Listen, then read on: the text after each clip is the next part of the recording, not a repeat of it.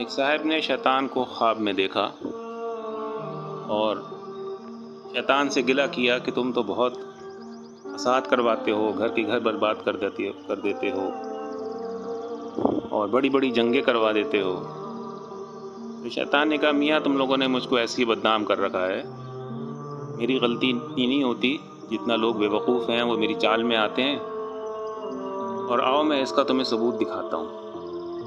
وہ ان صاحب کو لے کر حلوائی کی دکان پر پہنچا تو شیطان نے ایک انگلی بھر شیرہ دیوار پر لگا دیا۔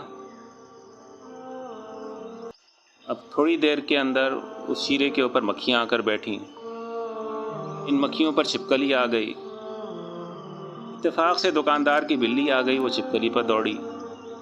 ایک خریدار سوار کے ساتھ تبھی تھا، وہ بلی پر جھپٹا۔ حلوائی نے غصے میں آ کر ایک پتھر اس کتے کو مار دیا۔ اس کتے کے مالک یعنی سوار نے جوش میں آ کر حلوائی کو ایک تلوار ماری، جس سے وہ شدید زخمی ہو گیا۔ بازار والے جمع ہو گئے، دکاندار، انہوں نے غصے میں آ کر اس سوار کو مار دیا۔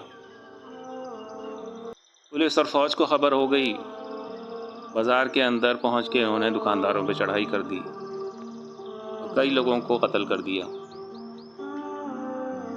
اب یہ تمام منظر لوگ دیکھ رہے ہیں، یہ صاحب بھی دیکھ رہے ہیں، اور شیطان ایک طرف کھڑا ہوا ہے۔